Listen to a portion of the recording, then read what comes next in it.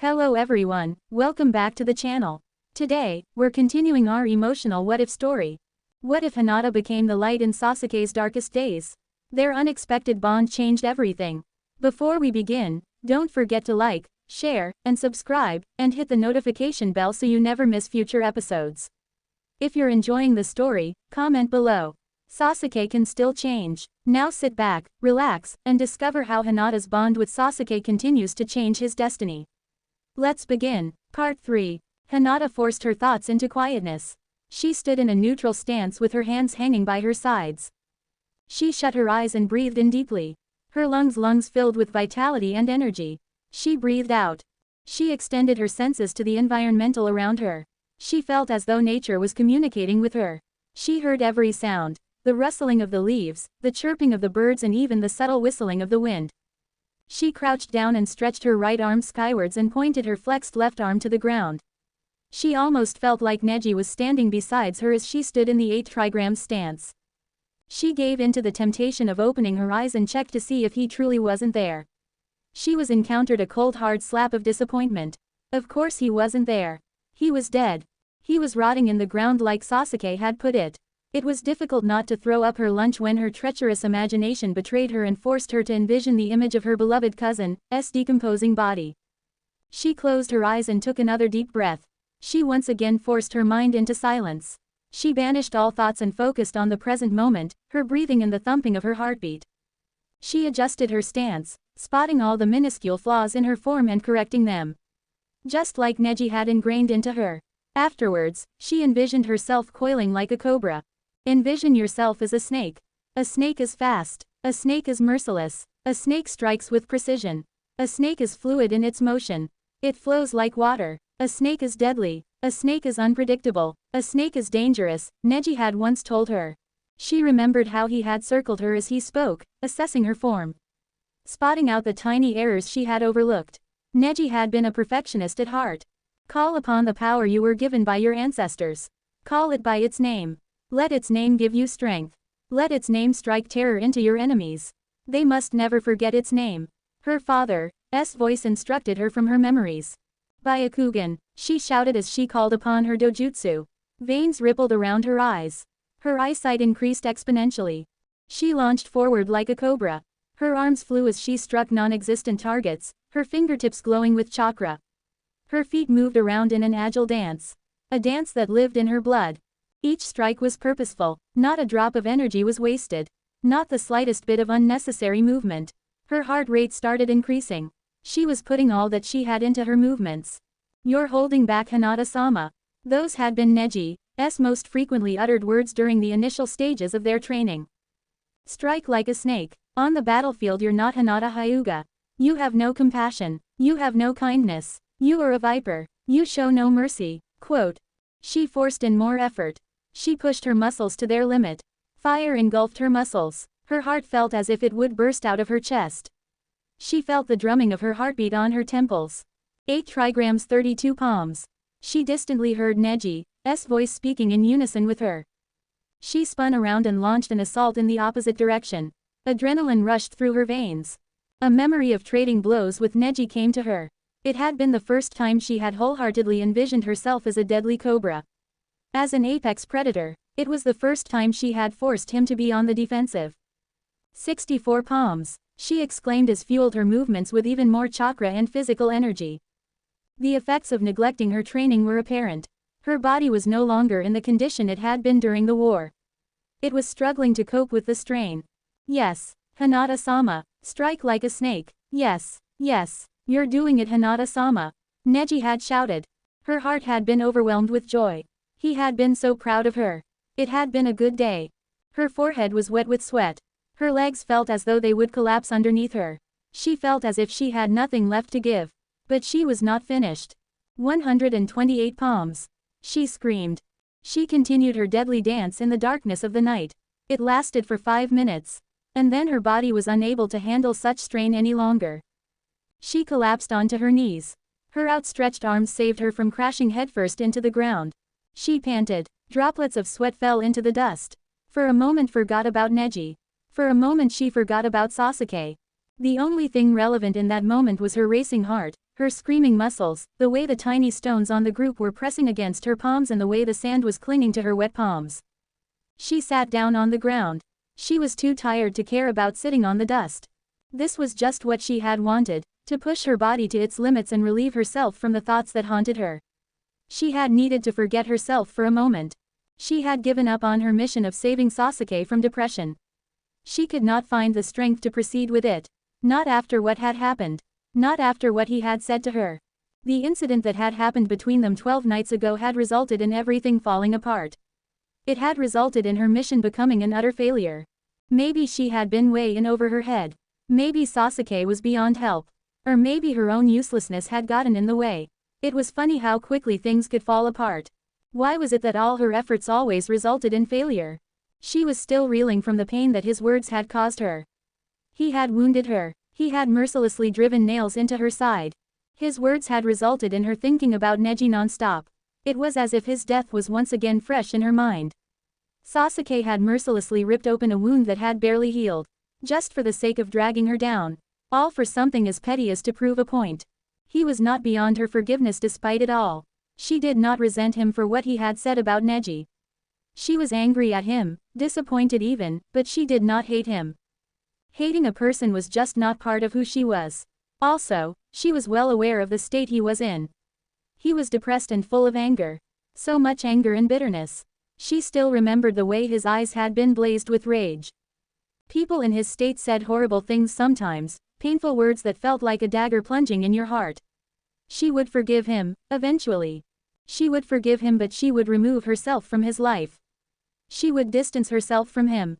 She would erase herself from his life. She could not possibly be around him after what he had said to her. After he had proven himself capable of hurting her so effectively. She could not bear the risk of allowing him to do that to her again. She had been hurt too many times in her life and she had enough. Her leaving the Hyuga residence could attest to that. Being around him would be akin to grabbing a knife by the blade and hoping not to get cut.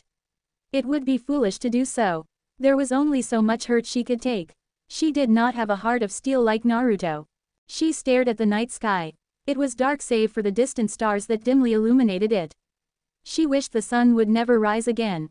Its brightness mocked the sadness in her heart. Everything had been going well. Sasuke had been opening up to her and they had been making progress in the right direction.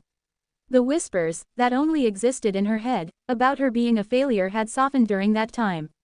She had been doing something right. The self-hatred had faded a bit. The constant ache in her heart had slightly alleviated. But now all of those negative things had returned with even greater force. Sasuke had been her lifeline. She had been drowning in the reality of her worthlessness and then he had come along. He had given her an opportunity to prove to herself that she was not useless, that she could actually achieve something meaningful for once in her life. She had grabbed onto that lifeline and pulled her head out of the water. She had found that she could breathe again. She had found that the agonizing pain of drowning had stopped. But now she had let go of that lifeline and she was right back where she had started. She was drowning again. She was running away from Sasuke because she was a coward. Just like she had ran away from her clan. Just like she had ran away from her father. Is that what failures constantly do? Run away. Would she die like this? A failure. Would another lifeline ever appear and save her from drowning? The decision of cutting Sasuke out of her life saddened her. She had not purely viewed him as a mission to accomplish anymore. He had grown on her. In a short amount of time, a few encounters, Sasuke had become something very close to a friend. She felt lost and confused. She did not know what to do to save herself from the self-hatred. She felt so sad and defeated. So frustrated. She sat there under the stars with aching muscles and an aching heart.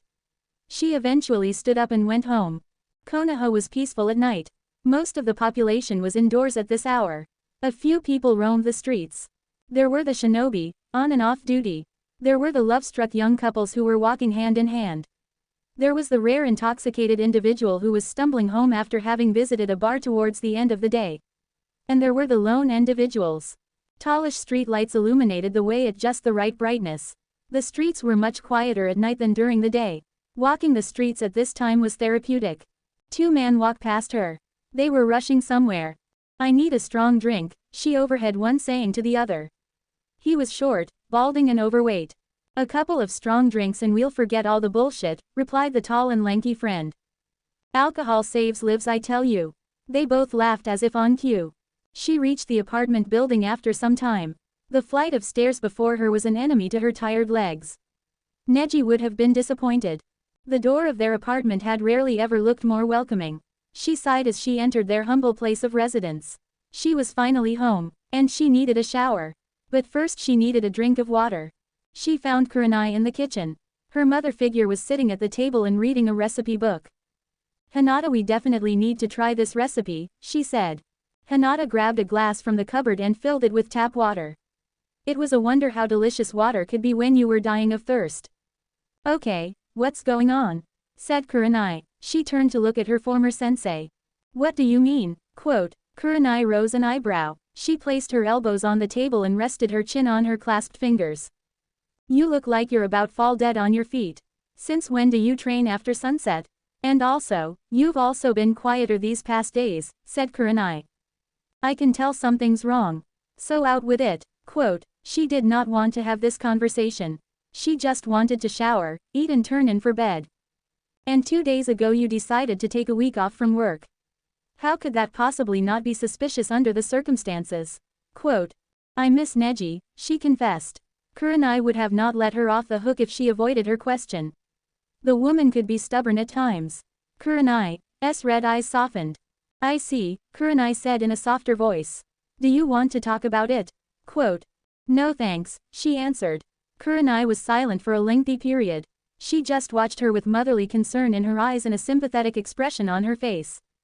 Let me go shower, she said. Grief becomes a cancer if you don't let go of it. It's okay to grieve, but letting go should be part of the process. If you don't let go, at some point it'll start eating you up from the inside until there's nothing left. Trust me, kiddo, I know. Quote. She wordlessly left the kitchen. Admittedly, thought Sasuke as he stared up at the boringly plain ceiling of his bedroom, he'd crossed the line with Hinata. He was alone, as usual. Alone, just as he would be found sprawled on the floor and on the brink of death in the not-so-distant future. Admittedly, he had never expected that she would slap him. Admittedly, his anger had been justified. Admittedly, what he had said about the deceased Neji had been unnecessary. Admittedly, she had only been trying to help.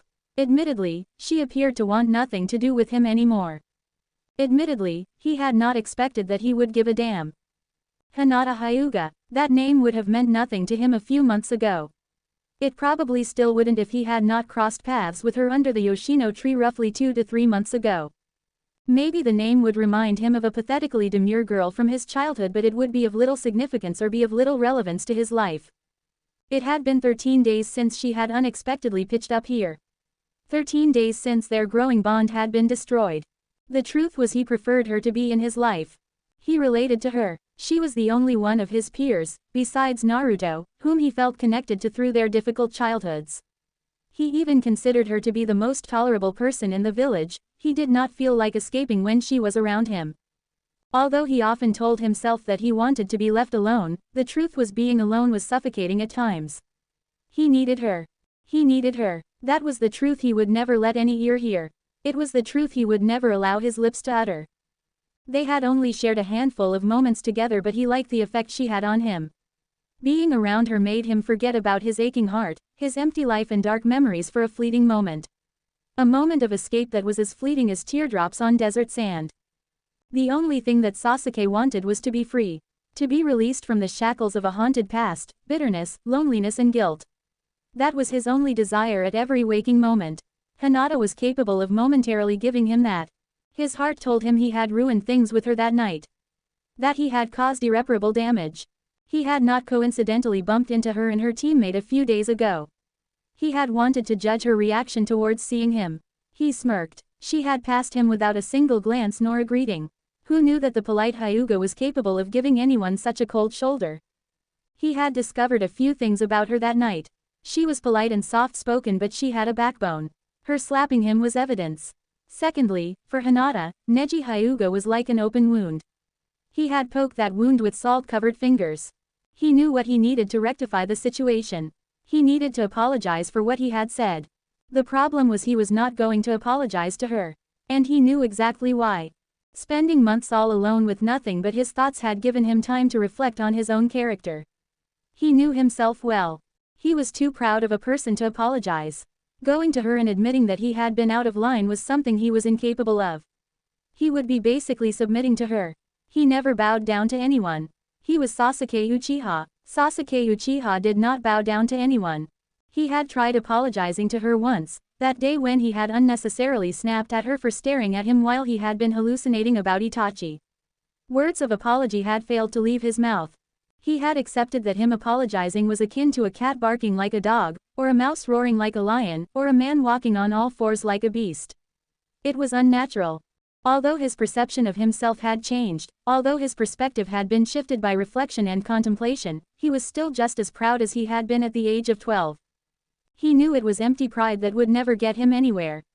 It was actually detrimental. He had been ready to teach Hinata's teammate a lesson the other day because he had not liked the way he had looked at him. His pride had told him to remind the Aburame of his place on the proverbial food chain. Even though his common sense had told him that doing so would strain his relations with Hinata even more. His pride had almost won.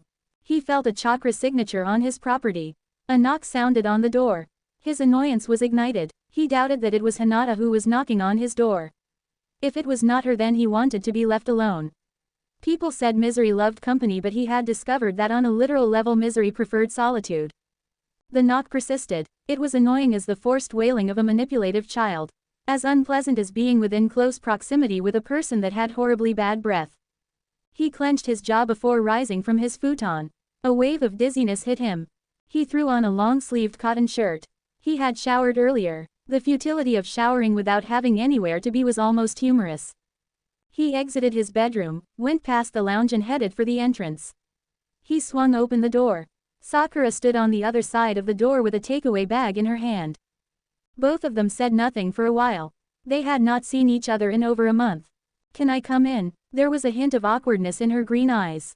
"I come bearing gifts," she said, lifting the brown takeaway bag in her grasp. The smell of food made him painfully aware of the emptiness in his stomach and the lethargy in his muscles. When was the last time he had eaten a proper meal? He stepped aside to let her in. She flashed him a smile and handed him the takeaway bag. She ushered herself into the lounge and sat down on the sofa. The lounge had seen better days, or, more accurately, cleaner days. But he did not really care. This was not no hotel. He sat down on the stool next to the fireplace and opened the takeaway bag. The smell of spicy beef invaded his nostrils. There were 2 beef katsu sandwiches in the bag that were half wrapped in sandwich paper. He looked at Sakura. "Oh no, I've already eaten." He tore through a sandwich like a greedy starved animal. He could not find it within himself to care about what Sakura would think. Sakura stood up and walked to the bookshelf in the corner. There was a stack of books on the bookshelf. Some of them were covered in a thin layer of dust. She started browsing through them. "I never took you for an avid reader," said Sakura. Her green eyes were analyzing the cover of one of the novels. "Me neither," he said after swallowing. She sent him an amused look before continuing to raid through his collection. Naruto was the one person he constantly tried to avoid the most. Sakura was the second. He avoided her like the plague. It was not that he hated Sasuke or found her to be particularly annoying. Being around her made him uncomfortable. And that said something. Very few things made him uncomfortable. She made him uncomfortable because he knew what she wanted from him. It was something he doubted he would ever give to her, his love. Sakura wanted him to love her. She wanted him to recover from his depression and love her in the way that a man loved a woman. He did not see himself loving her. Even if he got to the point that he would start wanting a lover. What he felt for her was purely platonic, and he doubted that he ever would feel any different about her. What he had put her through also made being in her presence uncomfortable. He had almost killed her. He had never apologized for that. He needed to apologize. But he wouldn't, just like he wouldn't apologize to Hinata. And even now, he ignored her feelings for him. He needed to tell her the truth. He needed to tell her that she and him would never be lovers. She deserved that much at least. She deserved to be given a chance to let go. "So how are you?" said Sakura. "I think you can tell that I've seen better days," said Sasuke.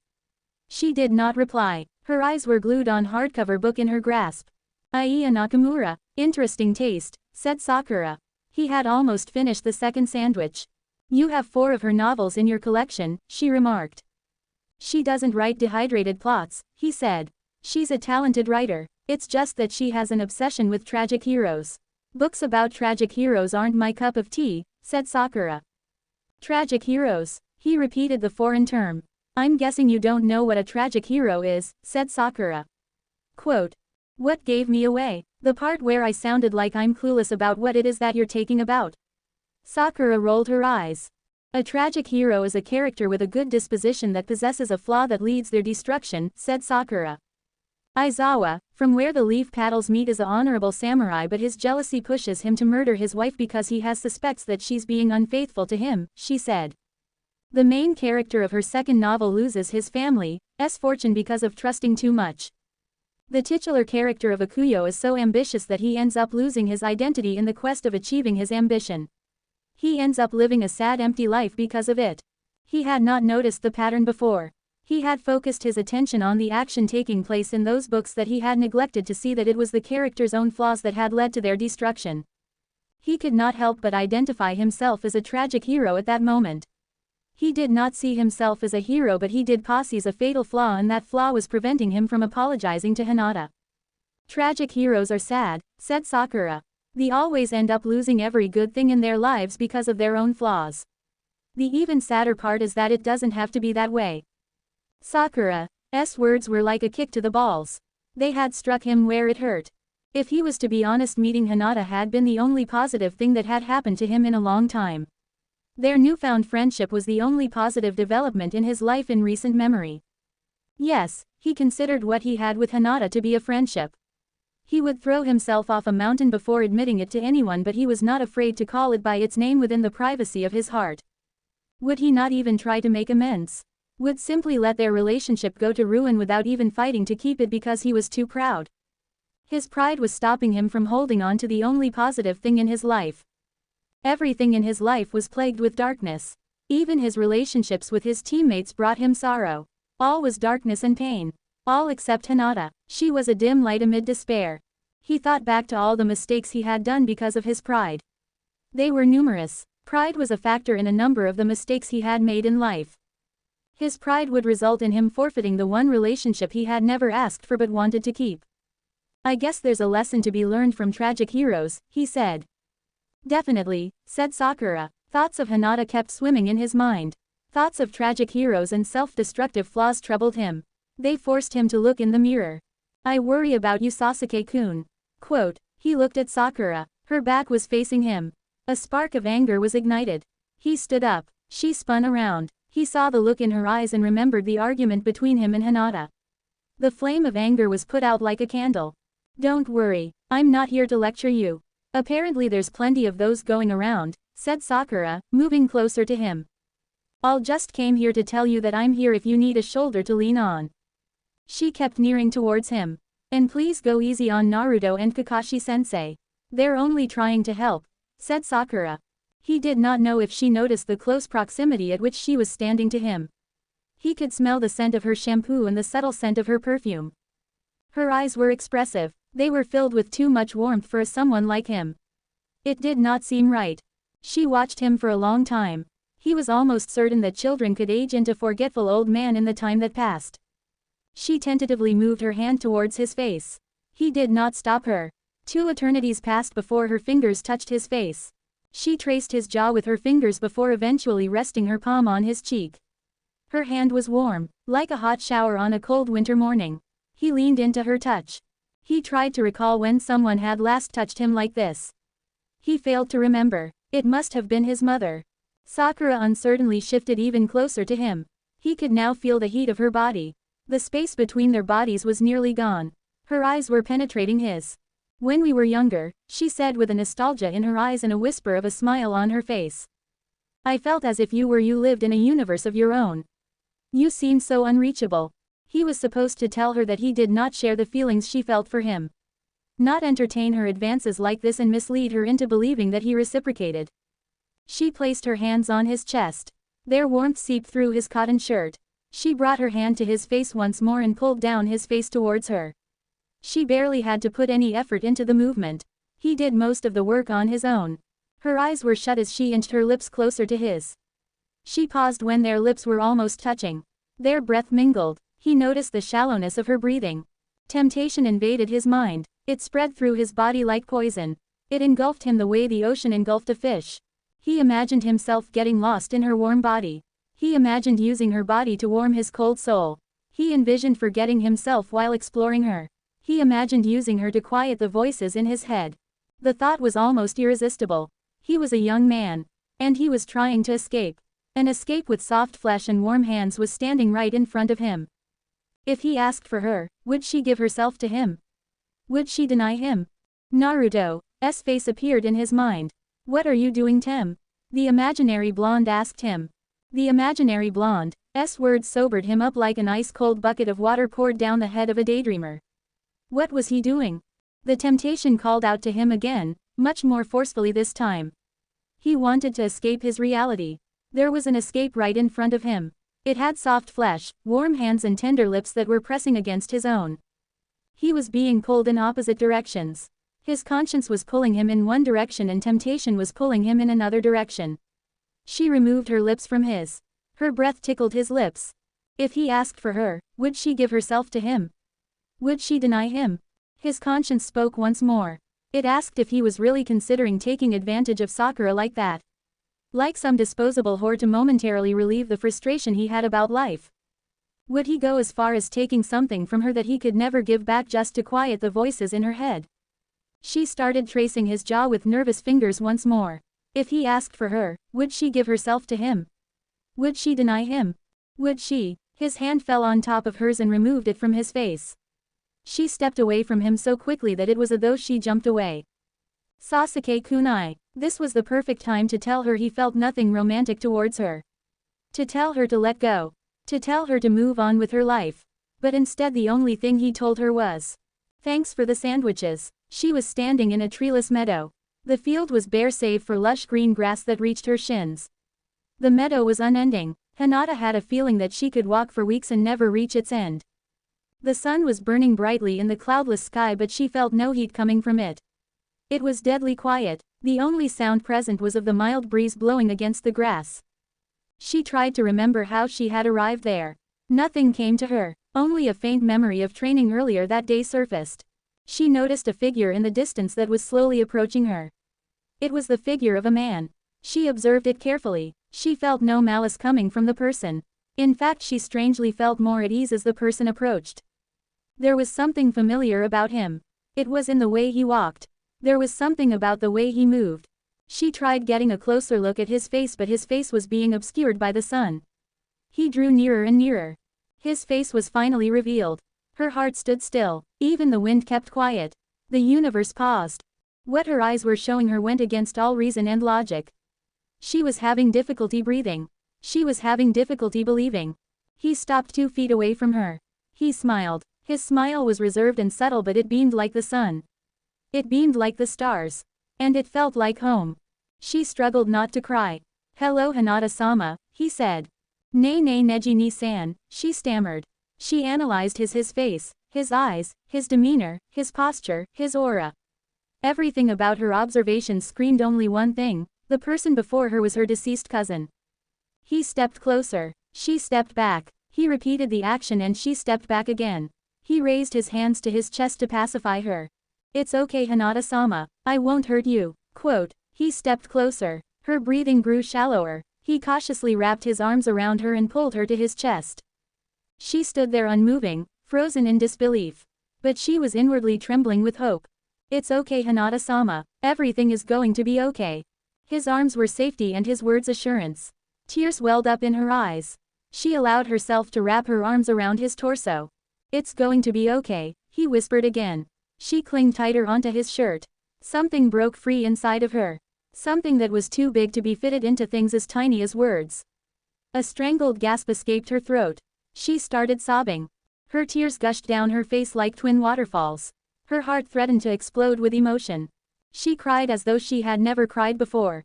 She cried more than she had cried for him when he died. She cried as though her tears were the only thing that could heal her broken heart. Nej held her as she cried. She cried until her tears dried up. She cried until she started having hiccups. Her cousin continued holding her.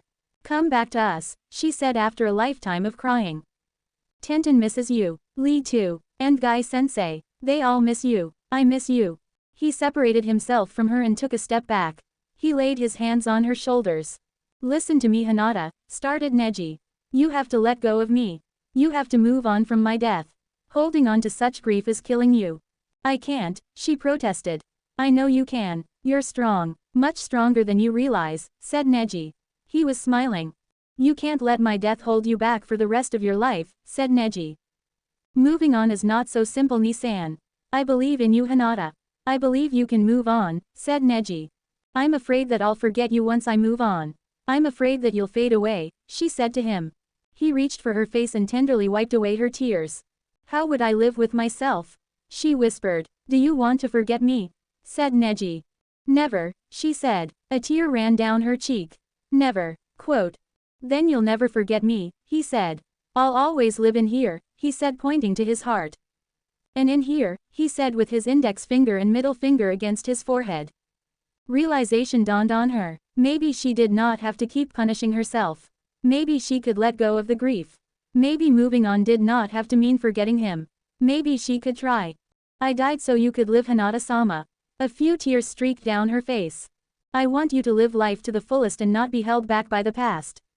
Do you understand? He said. She nodded. Then you have to move on. You can't live life to the full with that darkness hanging over you. Free yourself from the chains of grief. He hugged her once more, released her and turned around. It dawned on her that he was leaving her. Her heart turned wild with panic. Wait, Ni-san, don't leave me all alone, she shouted. Neji did not turn back. You'll never walk alone. You have people that love you, Neji said while walking away. Goodbye, Hinata. Quote. The world faded into nothingness. A spinning disorientation followed. The disorientation finally faded and a cold realization followed soon after. She was in her bed and it was late into the night. Nej was nowhere to be seen. It had all been a dream. It had been a dream, but it had felt so real. It had felt as real as the world around her. She remembered every single word Nej had spoken and every drop of emotion she had experienced. Had it all been nothing but a product of her imagination? You better behave while I'm gone, okay? Kurenai said to Mirai, who was seated on the kitchen floor. The toddler smiled in response. The interaction warmed Hinata's heart. Enjoy your day at the spa, she said to Kurenai. The crimson-eyed dark-haired beauty looked exotic in her dust-pink sundress. Trust me, I'll make sure of that, Kurenai said before leaving the room. I guess it's just you and me, she said to Mirai. Hinata, can you please come to the door for a bit, Kurenai shouted. She picked up Mirai from the floor and headed for the entrance of the apartment. She walked out of the kitchen dressed in a pinkish camisole that exposed her midriff and gray shorts that reached her mid-thighs while carrying Mirai on her hip. She didn't even think about what he was doing there. All she could think of was why he had shown up while she was dressed like this. The shorts she was wearing only covered half her thighs. The camisole she was wearing was. It left her midriff exposed and had a plunging neckline that exposed cleavage that he had no business ever seeing. Worst of all, she was not wearing a bra underneath. To say that she was uncomfortable around him after what had happened that night would be downplaying things. To say that she wanted the earth to swallow him whole so he would disappear and stop looking would be an even grosser understatement. He pinned his eyes to the doorframe. Him acknowledging how exposed she was only made it worse. In retrospect, she would have preferred him to pretend not to notice her condition. She had to fight the urge of dashing away and hiding under her blankets. She endured. AMD stood there in her braless and skin-revealing state. Her mind was too alarmed to even formulate a single sentence. She realized that he had said something. Pardon, she whispered. I need to talk to you, he repeated. He was still avoiding eye contact. The tension in the air was thicker than a brick. It was so intense that it had silenced Mirai. Kurenai kept looking back and forth between them. I'll leave you to talk, said Kurenai. Bye, sweetheart. The toddler was too occupied with watching Sasuke to notice. And thanks again for watching, Mirai. Quote. Kurenai gave Sasuke a lingering look that was full of meaning. A subtle threat that needed no words. It was now just the two of them and Mirai. The awkwardness between them multiplied tenfold. Please come in. She did not want to invite him inside, but her upbringing compelled her to. She would rather prefer him to leave. She stopped in the corridor and gestured to the couch in the lounge. You can have a seat. I'll go, she said before leaving with crimson-painted cheeks. Even talking about it was embarrassing. She entered her room and put Mirai on the bed. Mirai observed her with childish wonder as she paced around the room anxiously. She eventually stopped and calmed herself with deep breathing techniques. Her jittery nerves settled a bit. She replaced the shorts she was wearing with a black form-fitting pleated skirt that was nearly knee-length. The camisole was replaced by a black and white form-fitting short-sleeved t-shirt with a boyish design. Ino had bought this outfit for her. She often said it looked cute on her. It was not her usual style, but she agreed with Ino, it did look cute on her. Sasuke was seated on the couch. His eyes ran away from hers when they met. She took a seat next to him, on the far opposite end of the couch. Mirai watched him in fascination.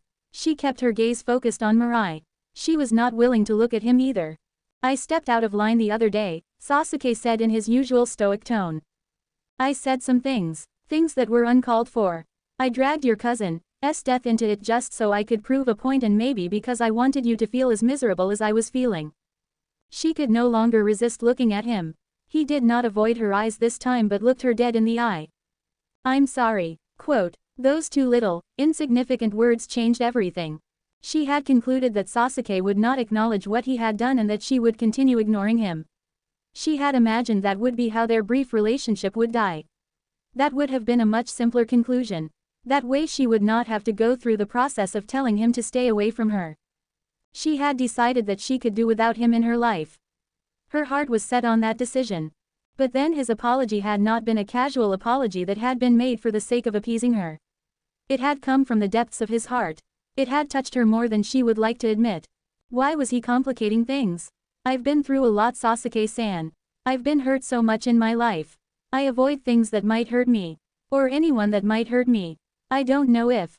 You're not certain if you want me in your life because you're afraid I'll hurt you again. Yes, I can't promise that I'll not hurt you in the future. I would be lying to you. She was taken aback by the frankness of his words. I told you on the day you told me your story that you and I are of the same breed, didn't I? Quote.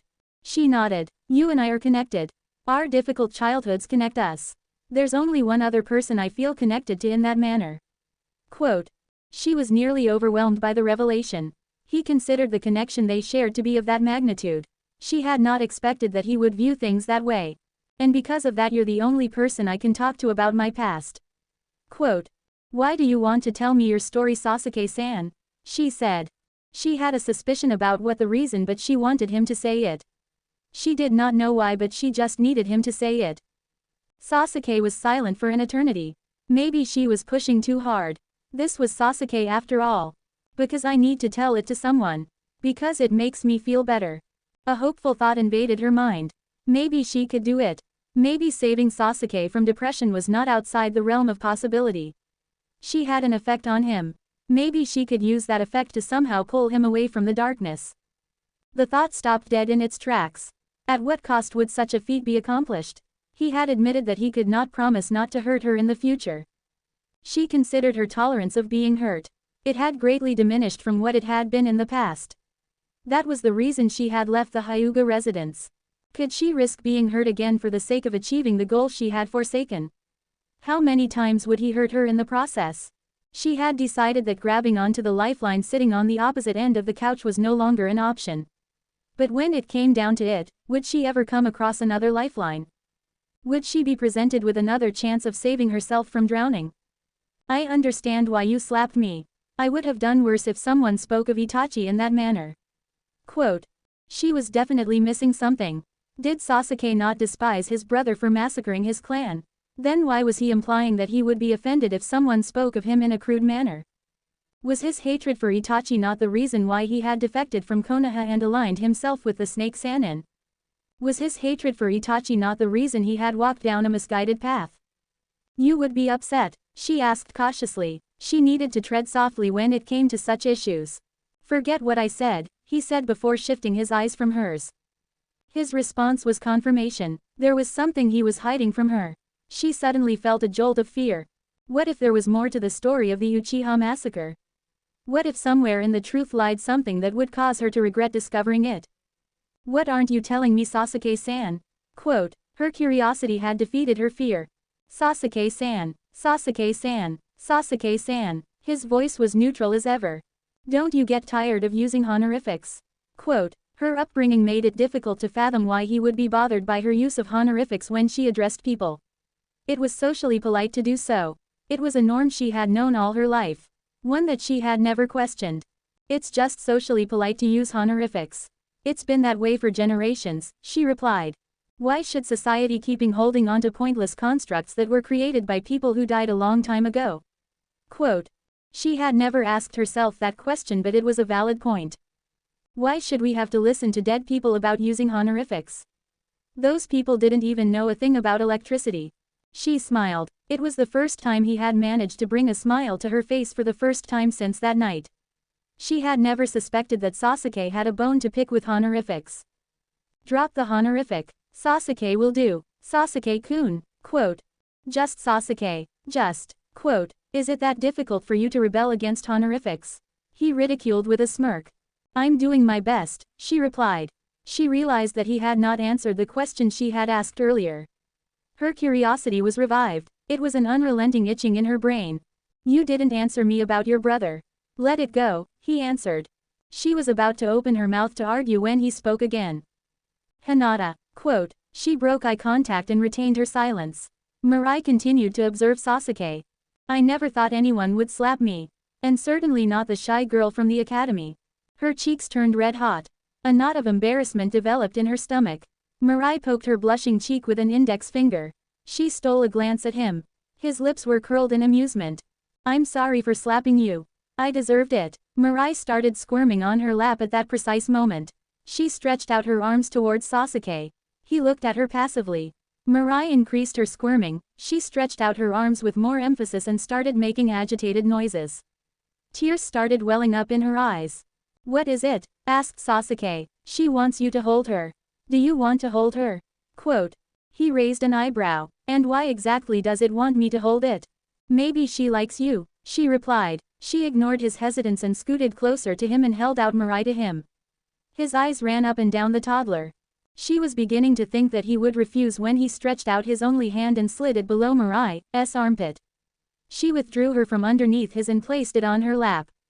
The way he treated the toddler as if she was some strange object nearly compelled her to laugh. It was a spectacle to behold. The excited Mirai did not seem to notice anything odd about the way the dark-haired stranger was treating her. She was too busy uttering incoherent things and laughing at her own baby talk. She's just a toddler. Precisely, he replied. That's why I'm being careful. Quote. Mirai exploded with laughter. She wondered what the toddler found so funny. She probably did not even understand what he had said. She only understood a few basic words. Mirai gave him an expectant look. He turned to her for guidance. She's likely waiting for you to interact with her, she told him. He glanced at her uncertainly before focusing on Mirai. He laid his hand on Mirai's head. And then he patted her. Mirai broke into a fit of giggles. A smile forced its way onto her face. The sight was adorable. It felt like a crime to think of Sasuke in relation to anything adorable, but she could not help it. After a round of patting, he attempted to give Mirai back to her. The red-eyed toddler stubbornly latched onto his shirt. Save me. She gave him an apologetic smile and shrugged. He would have to hold her for the time being. The abuse he had dealt to his hand was still evident. His hand had taken devastating damage. The skin had not fully healed even after all these days. Leaving it unattended would lead to scarring. It was a surprise that it wasn't broken. Let me heal your hand, she offered. Don't worry about it, he dismissed. Please allow me to help. It's healing along fine. Quote. I insist, she replied. He shifted his eyes from Mirai and stared at her unyieldingly. She stood her ground. It was a battle against an unstoppable force and an immovable object. She could not pass up an opportunity of being useful. Fine, he said, holding out his hand to her. She placed her hand a few centimeters above his. Her hand was engulfed in a bluish coat of chakra. The chakra seeped into his skin, repairing the damage and knitting back flesh. Mirai crawled onto her lap and observed her glowing hand in awe. The world had to be an amazing place through the eyes of a child. I struggled to get Neji-ni-san out of my head since that day. I kept on thinking about his death and how I'm never going to see him again. But then last night I realized that he would not have wanted his death to affect me like this. He would have wanted me to move on. Quote. His eyes remained focused on her glowing hand just like Mirai. She did not know why she was telling him this. He was deadly. He could utilize her pain as a weapon against her. His death is suffocating me and I don't want that anymore. I don't want to feel like breaking down every time I think of him. I don't want to feel like locking myself inside my room every time someone mentions his name." Quote. She finished healing his hand. The bluish glow dissipated. She was almost sitting shoulder to shoulder with him. Mirai looked up at her with red eyes that were sparkling with amazement. "I want to move on from his death. I have too. In honor of his sacrifice," she whispered. She waited for his response. He could potentially assume that she was implying that he too needed to move on. That might had shown her how much he hated being told to move on. She waited but he gave no reply. Mirai sprawled herself out on both of them. The red-eyed toddler's back was on her lap while her lap were situated on Sasuke's lap. She hid her face behind chubby baby hands and started giggling uncontrollably. "I've also come to a realization. Carrying on with a smile despite how shitty things are does not necessarily mean you're pretentious," he said. "It's like a sailor keeping his composure in the midst of storm. It's not denial, stupidity or even pretentiousness, it's a sign of strength." Being told by Sasuke Uchiha that she possessed strength was something she would have never expected. She did not believe herself to be strong, but hearing him say it still made her feel warm inside. "Will you tolerate me going forward?" he asked. The wording of that statement was a bit odd, but she understood what he was asking. He wanted to know if his presence was welcome in her life or if she wanted nothing to do with him. He had done what he had come to do. He had apologized. Now he was waiting for her response. A voice started speaking in her head. It increased in volume with every word it spoke. "He'll hurt you again. You can't trust him. He's dangerous. He used your trauma as a rebuttal during an argument. Can you trust a person like him?" Her heart was telling her to do the opposite of what the voice in her head was telling her to do. It was a conundrum. She was being pulled in two different directions all at once. Both directions seemed as right as the other. It was frustrating. No, it was more than frustrating. It was hell. Indecisiveness was hell. A chaotic hell that lacked even the smallest resemblance of peace. A chaotic hell fueled by anxiety and fear. She needed to decide, to let him back in or to shut him out. To continue trying to save him or to give up and never look back. To listen to her head or to listen to her heart. "I don't know Sasuke." His name tasted foreign on her tongue without an honorific. A shimmer of disappointment appeared in his eyes. Mirai had shifted her feet from his leg. His movements were no longer restrained. He stood up and stared at her expectantly, waiting for her to show him out. He had presented his case, explained why he needed her. She seemed unmoved. She most likely did not want him around her anymore. Her failure to agree to tolerate him pointed to that. He stood up to leave. Even though the outcome of coming here had not been in his favor, he felt like he had done a good thing today. All his limbs were still attached and all his dignity was still intact. Nothing strange had resulted from apologizing. Swallowing his pride had been the right call. The realization that he had ruined things with Hinata sat upon his shoulders like a heavy boulder. His knees threatened to buckle under the pressure. It was all so tiring. "I'll try," she whispered. He was hit by a short-lived wave of confusion before understanding what she had just said. She was giving him a second chance. The weight on his shoulders lightened. He was relieved. She would not cut him off just yet. He had not yet lost the unexpected dim light that glowed amid the darkness of his despair. "You also don't have to leave," she said. "Unless you have somewhere to be." Quote. He had nowhere to go. Nowhere to be. All that was waiting for him was a depressing cabin in the woods.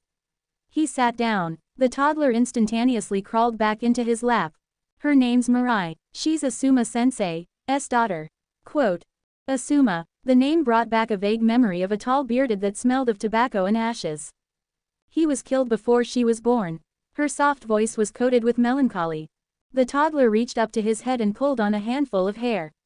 A sharp pain tore through his scalp. Hinata hurriedly freed him from the girl's clutches. "Sorry about that." The toddler was angry at Hinata. "That was a very bad Mirai-chan." The child mellowed and looked down guilty.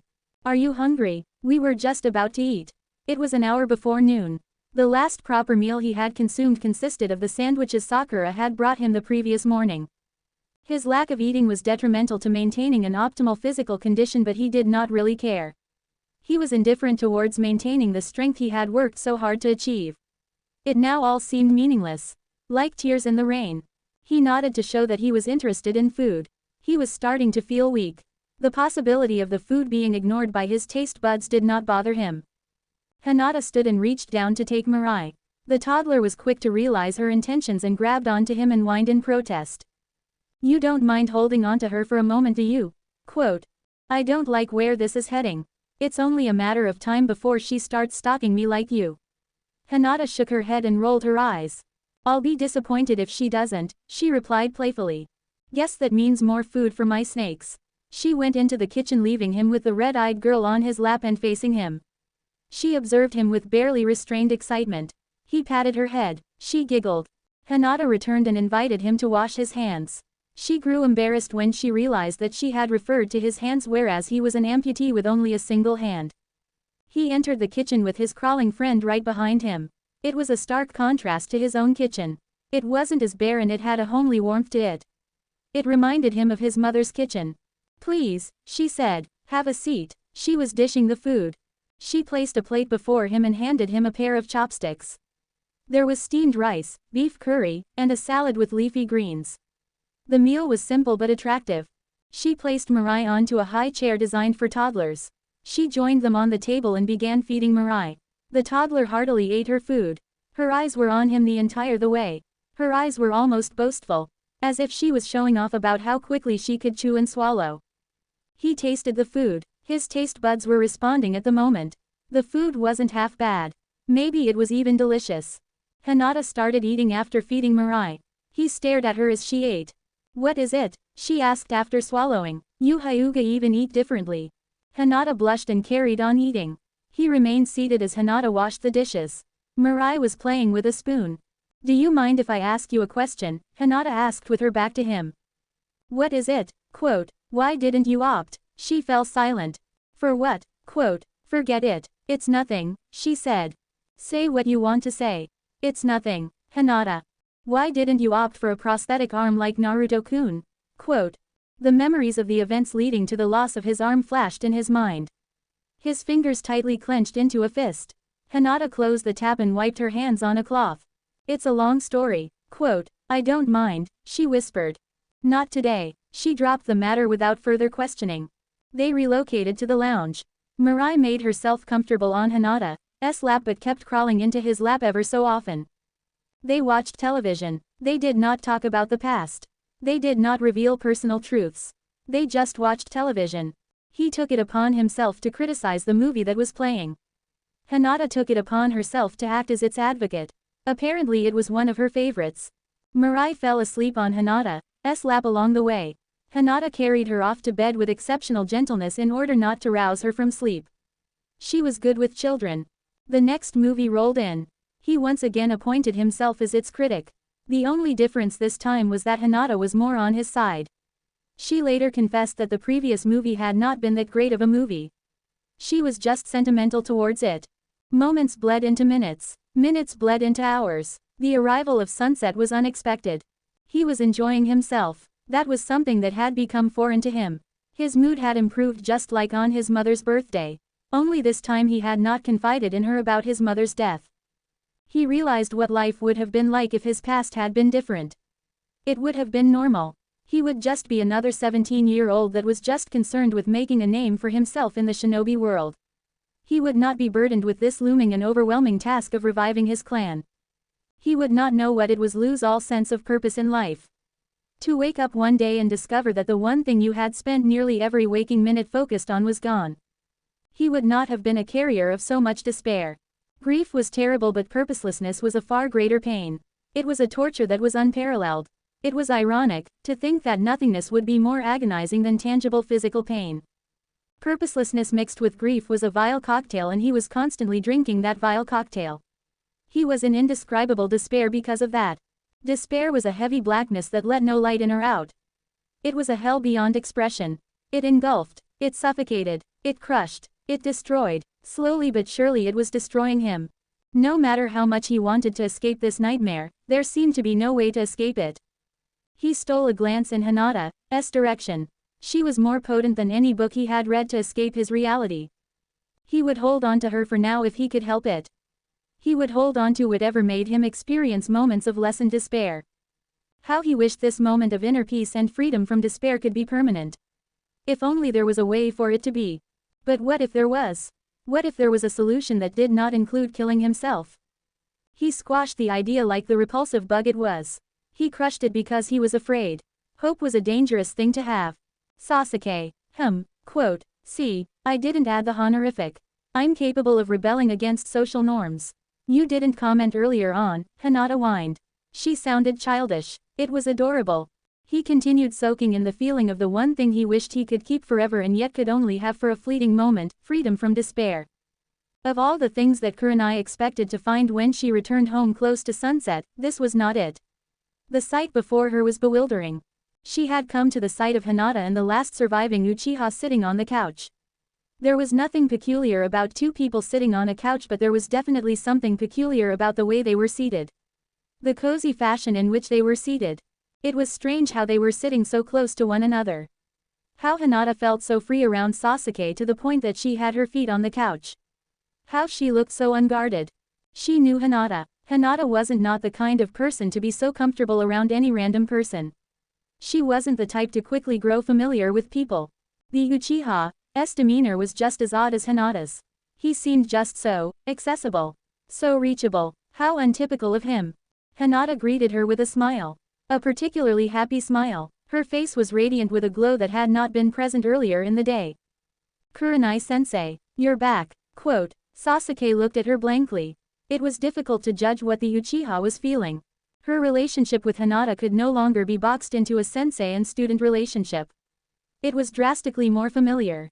But Hinata still called her sensei, out of habit perhaps. Yes, she replied. That was the only response she could bother to come up with after coming across such a peculiar scene. A moment of awkwardness passed. It ended when Sasuke stood up.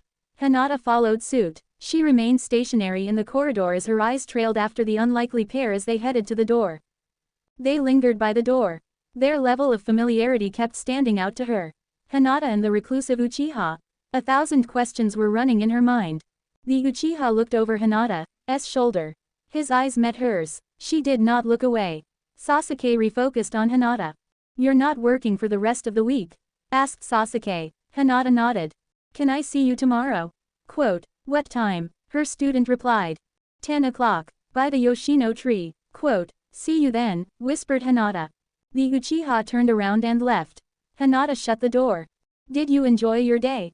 Asked Hinata. The smile was still present. I did. And apparently I'm not the only one who seems to have enjoyed their day. He was with you the entire time?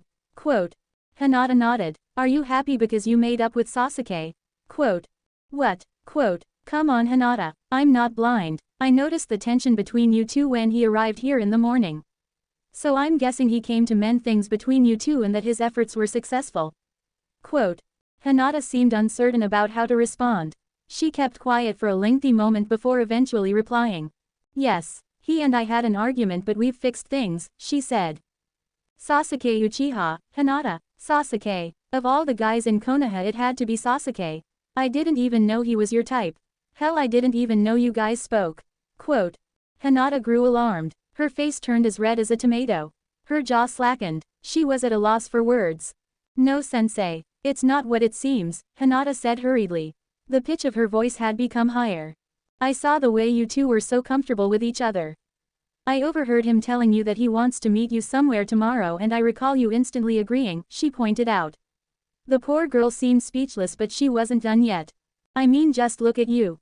Have a look at yourself in the mirror and tell me you're not glowing with happiness, which I'm assuming is because you spent all these hours with him. I'm not blind my dear. Quote. Sensei, said Hinata, how long has this been going on for? Quote. Sensei, and is he the reason you asked me about what it feels like to have a baby? Don't tell me you want to have his babies already. Quote. Sensei, Hinata exclaimed in shock. Her pale skin was as red as an apple. You are too young to be think about having his babies. I don't care if he wants to revive his clan, but if he's looking for a baby machine then tell him to look somewhere else. Quote. He's depressed, Hinata said firmly. She was still heavily blushing but she had regained her composure. There's nothing of that nature going on in our relationship. He's depressed and I befriended him because he needs people that will help him overcome his demons. Quote. Oh, the seriousness of Hinata's tone informed her that she was being honest. She felt silly for jumping to conclusions like that. Maybe it really wasn't what it seemed like. Maybe Hinata was really just being Hinata. She was doing what she could to be helpful. I'm sorry for jumping to conclusions, she said with an embarrassed smile. The blush on Hinata's face was fading. So you've managed the impossible by befriending Sasuke Uchiha. Hinata smiled. Come here, she said with open arms. Hinata fell into her embrace. I'm proud of you, you know that. Quote, thank you sensei. Where is this coming from? Quote, life is too short Hinata. We have to let the people we love know how we feel about them. And I want you to know I'm proud of the woman you're growing into. Quote, they separated. Both their eyes had become glossy. And be careful with Sasuke. Quote, he won't hurt me. He's changed, Hinata defended. I meant be careful with your heart. The heart sometimes has this tendency of being easy to steal. She had learned a few things from her own experiences and the experiences of the people around her. She knew how easy it was to fall in love. She had a feeling that Hinata could fall for Sasuke. Some guys take advantage of our feelings Hinata. You need to be careful. But I don't have feelings for him, protested Hinata. I didn't say you do. Quote, she extremely doubted that Kiba and Shino were aware of Hinata and Sasuke's friendship. Kiba would simply go ballistic after discovering. Shino would probably understand but Kiba. Things would get a bit troublesome when they would find out. Little did Kurenai know how much of an understatement that was. Bodies were scattered across the street. Clouds of thick black smoke had gathered in the air. Konoha was burning. Screams tore through the air. The screams of women and frightened little children were the sharpest. He was strolling down the streets with glee in his heart and stepping over cooling bodies. His shoes left behind bloody footprints. He came across a young girl that was kneeling on the ground. She was desperately trying to wake up her unresponsive mother. She kept on shaking her. On and on. Her tears streamed down her dirt-covered cheeks. It was futile. She was dead. He had longed to see this day ever since he had discovered the truth about the massacre. He had finally made Konoha pay for what it had done. He had painted the soil crimson with the blood of the villagers. Laughter shot up his throat. He laughed like never before. He laughed until his sides started hurt and his throat pained. He laughed until he fell onto the crimson soil with his knees. The dream shattered. He shot up from his futon. He was dripping wet. This was nothing new. Waking up from a nightmare had become a routine. He fell back on his futon and watched the ceiling. He found himself being overwhelmed with hatred. He hated Itachi for giving him this life. He hated his father and the rest of the clan for conspiring against Konoha. He hated his mother for leaving him motherless. He hated Hiruzen Sarutobi and his accomplices for ordering the extermination of his clan. He hated how the people who had played a hand in ruining his life were dead. They had left him to be tormented by the consequences of their actions. He covered his eyes with his arm. And then he cried. Tuesday. I left Konoha for someone like Orochimaru. I betrayed the only home I knew for a sick bastard who did not mind cutting up children in order to find a way to gain immortality. Quote. Hinata was listening attentively. Naruto refused to let me go down that path. He caught up to us on our way to Otogakure. I resisted and so we ended up getting into a heated battle. I slammed a Chidori through his chest. Quote. She was disturbed by his account. He was certain that if he activated his dojutsu he would see the fine hairs on the back of her neck standing up. Were you aiming to kill him? Quote. Yes, she replied. I wasn't aiming to kill him but on the other hand I didn't care if he died. He was standing between me and more power. His life was less important than my goal. Quote. He had noticed the nearly unnoticeable way her body had tensed for a moment. Heartless, isn't it? Quote. Did you ever apologize to him? Quote. He rested his head on the Yoshino tree and shut his tired eyes. Flashes of last night's nightmare troubled his mind for a moment. No. Quote. It would mean a lot to him if you did. Quote. He and I aren't on the best of terms at the moment. Quote. But you managed to apologize to me, didn't you? Quote. You're not him. What happened after the fight? She asked. I managed to get to Orochimaru. The snake kept his word. My strength increased exponentially while I was his student. Quote. The joyful sky seemed clueless to the matters being discussed underneath it. Its happy shade of blue was evidence of its unawareness. I was so focused on vengeance that I lost myself along the way. It got to a point where I couldn't recognize who I was anymore. And the madness only made it worse. Quote. So it's true that you were losing your sanity? Quote. My sanity would often be hanging by the threads. I was obsessed with vengeance to that extent. It grew like a forest fire until it consumed me to the point where I was going mad. And then there were times when I would lose my sanity. Quote. How did it feel, losing your, quote, like realizing that you're drowning and yet not knowing how to save yourself? Quote. It sounds like having an obsession with vengeance comes at a price, she said. The reward doesn't compare to the price you pay. Do you know how I felt after Itachi died? Quote. How did you feel? Quote. Cold, unhappy, empty, but I didn't fully realize it. That's why I was still fixated on revenge. My target was the only thing that was different. Quote. Shifted to who? Quote. That's not for your ears to hear. Quote. She adopted the expression she adopted in moments where she struggled against the urge of wanting to know something that was being hidden from her. I didn't even kill Itachi. Not directly at least. You didn't. Quote. He succumbed to a respiratory illness he had been suffering from. Ultimately, he died because he pushed his weakened body too much. Quote. The snow-white cotton clouds that were suspended in the sky drifted around. A flock of gray birds with white bellies made soared high up above their heads. Vengeance is destructive, Hinata. And it's pointless. It did nothing but destroy me and leave me feeling emptier than before. Maybe not entirely, she said. Maybe if you hadn't been so driven by revenge then maybe you would have never became as strong as you were and perhaps the war would have never been won. Quote. A silver lining. Quote. And another thing, your desire for vengeance didn't completely destroy you. You lived to tell the tale. 2 silver linings. 2 things to be grateful about at least, she stated with a somber smile. Silver lining or no silver lining, it still doesn't feel like a happy ending, he said. Wednesday. And that's why Neji-ni-san hated me. He believed that his father had lost his life because of my father's selfishness and because the main house had wanted to protect itself. It was just before noontime. The heat of the sun had reduced from what it had been on the day they had first crossed paths beneath this tree. Time was moving forward. What changed? Quote. He learned the truth. His father had laid down his life for my father because he loved him as his brother and wanted him to keep on living and not because he was forced to. All in the name of sacrifice, he said. All in the name of sacrifice, she repeated. The wind shook the leaves. A few weak leaves lost their grip and made their descent to the ground. It was a cloudy and windy summer's day. Most people wouldn't do what my uncle did. Especially if you consider the circumstances. Quote. Some people are born with ridiculously self-sacrificing characters. Quote. He had a good heart. Love was his response to such ill treatment, she whispered. I just wish that he didn't have to die like that because of me. Quote. You're not to blame for his death. The system is to blame. Quote. He stood up. The weather was getting out of hand. She followed suit. They wordlessly departed the abandoned training field. The way things work in our world is disheartening. Quote. A clan should never segregate its members. The same blood flows through all the members of the Hyuga clan. Thinking about how your clan does things makes me sick, he commented. Someone needs to change things.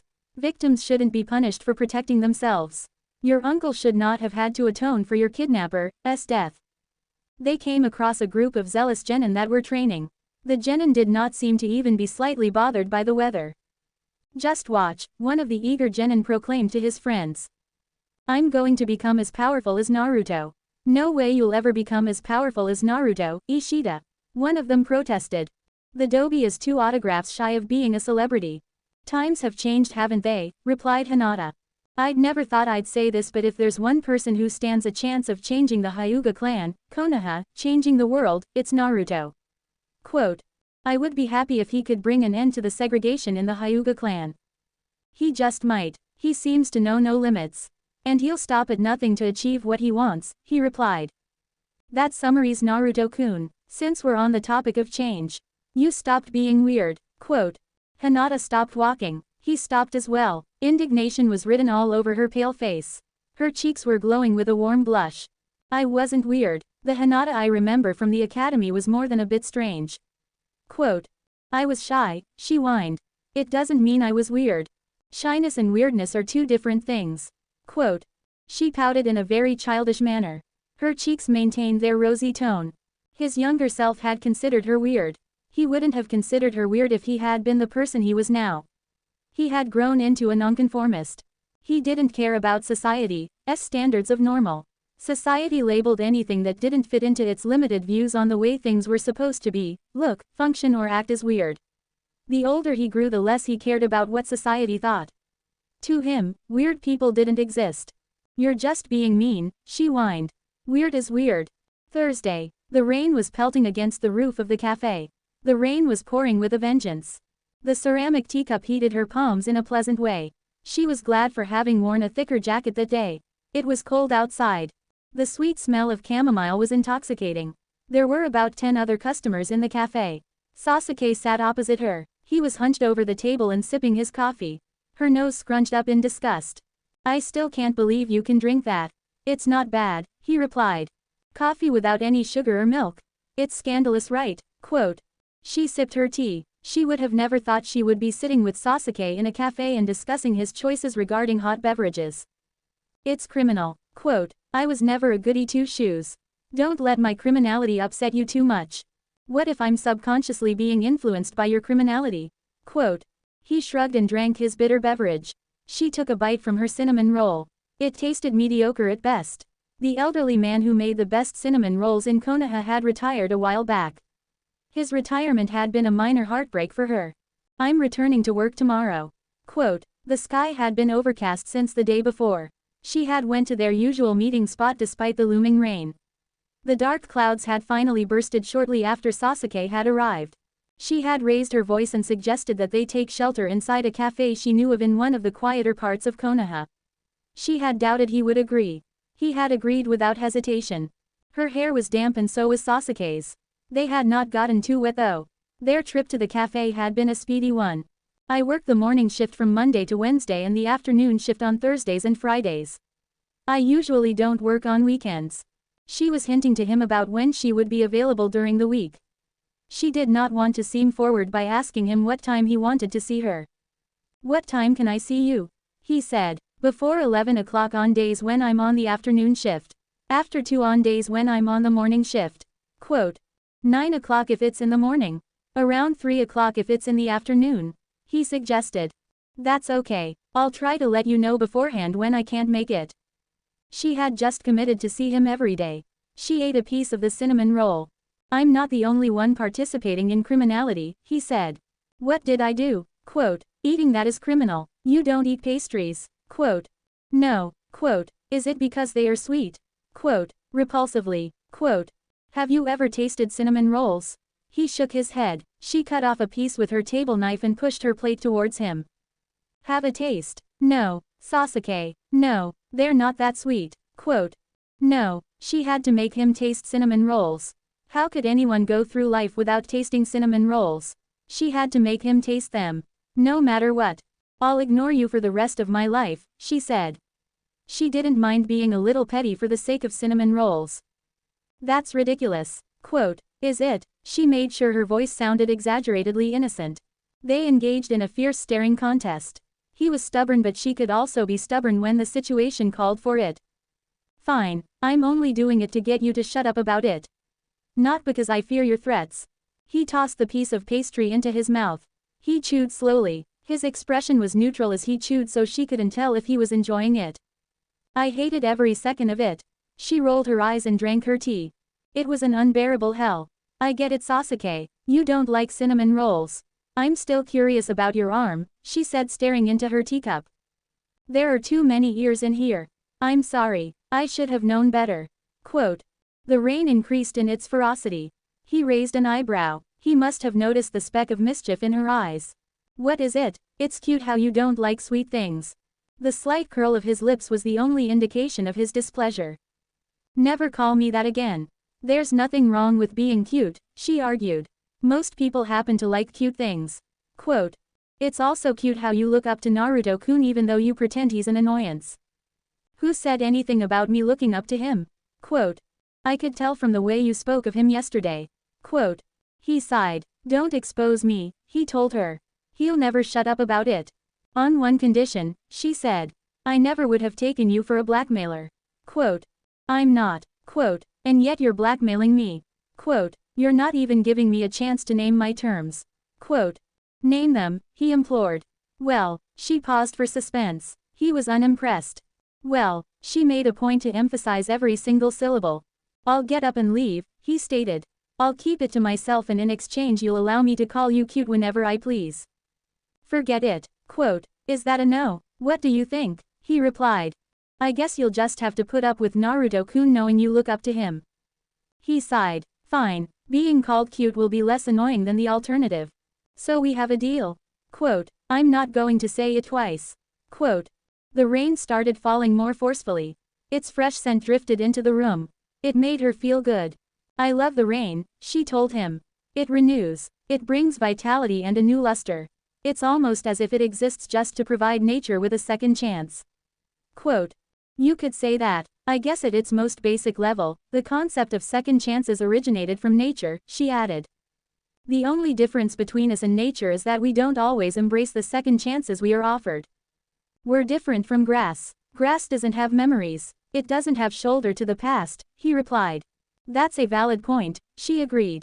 It's next to impossible to regain your luster and vitality when your past is traumatic enough, he said. His eyes were pinned to the table. The subject of their conversation had unexpectedly deepened. What if it's possible? What if we can regain our lusters in spite of the pasts we shoulder? Quote, his eyes gained a faraway look in his eyes. A pot-bellied middle-aged man exited the cafe and made a run for it. She locked eyes with Sasuke. The faraway look was gone. She smiled. What? I love the smell of rain. Would you like some tea, Hinata-chan? Asked Mrs. Yamanaka. No thanks, she replied. Well, said Mrs. Yamanaka. What can I help you with, Hinata-chan? Quote, Mrs. Yamanaka was seated on the minty green couch opposite her. The sofas in the home were of different designs but were all in the same shade of green. There were circular orange plush cushions with black swirls on them. The floor was a rich deep brown polished wood and the walls were painted cream. Picture frames lined the walls. There were photos of Ino at various ages, a photo of her grandparents and individual pictures of Mr. Yamanaka and Mrs. Yamanaka. The largest photo was of Mr. and Mrs. when they were younger, probably in their early 20s. The couple was seated on a park bench and Mr. Yamanaka had his arm looped over his wife's shoulders. The two of them were beaming with joy. Every single piece of furniture in the lounge abided to the set color scheme. It suited a woman that paid close attention to detail. The home was spotless, well-maintained and smelled like vanilla and a mixture of flowers. She always felt like love floated in there. I hope I'm not getting ahead of myself, Mrs. Yamanaka, but you seem to be coping well with Mr. Yamanaka's passing. Ino always talks about how well you're dealing with it. The brown-haired woman smiled. Her eyes squinted whenever she smiled. Her smile was a beacon of hope. A lighthouse for a poor fainting seaman. I try my best, Hinata-chan. It's never easy but I try my best. Quote, the reason I'm here is because I was hoping you could give me advice on how I can get over Neji-ni-san's death. Mrs. Yamanaka's smile turned sympathetic. Neji-ni-san's death keeps weighing on my mind. I'm tired of not being able to cope with his death. You're sure you don't want any tea? Quote, no, I'm fine, thanks. Quote, I'm surprised that you're asking me instead of Kurenai-san. Quote, I felt like coming to you for some reason. She was failing to calm her nervous. Why was she so nervous? Was it because of doubt? First of all, Hinata-chan, I'd like to correct your wording. You never get over someone's death. Grief never goes away. You just learn to live with it. Always remember that. How do I learn to live with grief? Quote, there's not much to it. It's not easy but it's quite simple. Her ears were burning to hear what she had to say. For you specifically, the first step is to realize that your cousin sacrificed his life for you. She had already come to that realization. The dream she had experienced a week ago had shown her that. I realize that. Quote, I'm glad, replied Mrs. Yamanaka. Her tone had grown more tender. Knowing that makes things easier. Ino's father died during an effort to save the world. He sacrificed his life among countless others to preserve our freedom. He died so that I could be alive today, said Mrs. Yamanaka. And so did your cousin. We would not be honoring their sacrifice by letting their deaths prevent us from living to the fullest. In fact, we'd be making a mockery of their sacrifice. A renewed desire to learn how to cope with Neji's death surged through her. Venting your emotions is part of the process. Don't shy away from it. Cry, scream, do whatever you need to do. You shouldn't deny this from yourself. If you keep things bottled up instead of letting them out, then you'll never heal. Quote, the sound of footsteps sounded from the staircase. Ino descended dressed in denim shorts and a white top. She regarded her with exaggerated suspicion. Don't tell me you came to steal my mother. I love you Hina-chan but you can't have her, joked Ino. She's actually here. Mrs. Yamanaka looked at her as if seeking for permission to explain the situation. She's advising me on how I can learn to live with Neji-ni-san's death. Quote. Oh. She stared at her awkwardly before coming down to stand next to her. Do you mind if I stick around? Asked the blonde. Not at all. Quote. She sat down and took her hand into hers. Where was I? Quote. You were talking about venting my emotions. Quote. Oh yes. Thanks. So let it all out. But be careful not to lose yourself during this stage. This stage shouldn't be permanent. You still have to pick yourself up at some point. She nodded determinedly. After you have vented your emotions and wallowed in your sadness, the difficult part finally comes, learning to live with the grief. Focus on your present happiness. I find that when I look to my daughter for happiness, when I focus on doing what makes me happy, when I focus on the little things that make me happy, the pain greatly reduces. Inoichi made me happy but that doesn't mean I can't find happiness anywhere else. Quote. Treasure the people you're still with. Focus on those who've been with you every step of the way. Trust me, focusing on who you still have instead of who you've lost helps. More importantly, the people you love can be a source of strength for you. Teach yourself to draw strength from those you still have. Images of Kurenai, Kiba, Shino and Mirai flashed in her head. She also thought of Ino, Choji and Shikamaru. Having faith in yourself is the most important part. You need to have faith. In my opinion, having faith in yourself is the most important part of learning to live with the death of someone you love. Quote. Faith. Without faith you'll easy give up. Hell, you might not even try because you don't believe that you can do it. You need to have faith Hinata. Do you understand? Yes, she replied. Trust that you'll be okay. Believe in yourself. Without faith you're almost definitely doomed to fail. Quote. Mrs. Yamanaka was silent for a long moment. She merely observed her with her motherly gaze. Ino wrapped her arms around her waist and planted her chin on her shoulder. It was comforting. And remember that they are always with us in a way. In our hearts and in our memories. You'll be okay Hina-chan, said Ino. Thanks Ino-chan. On some days you'll feel terrible. On some days you'll feel like you can't go on. This is normal. It's part of living with it, Mrs. Yamanaka told her. I understand, she replied. Always be patient with yourself. Don't be too hard on yourself. There will be days that will be harder than others. It might take some time before you learn to live with grief. Don't lose patience. Her chest grew warm. There was a newfound determination buzzing in there. She repeated Mrs. Yamanaka's words in her mind, committing them to memory so that she would never forget. She would try to do what she had been told. She would try with every inch of her being. She would stop making a mockery of Neji's sacrifice. She would have faith in her own ability to learn to cope with his death. She would have confidence in what she hoped for. She would focus on her present happiness. She would be patient with herself. She would be okay. Thank you, she said. Her eyes grew wet. Thank you for everything.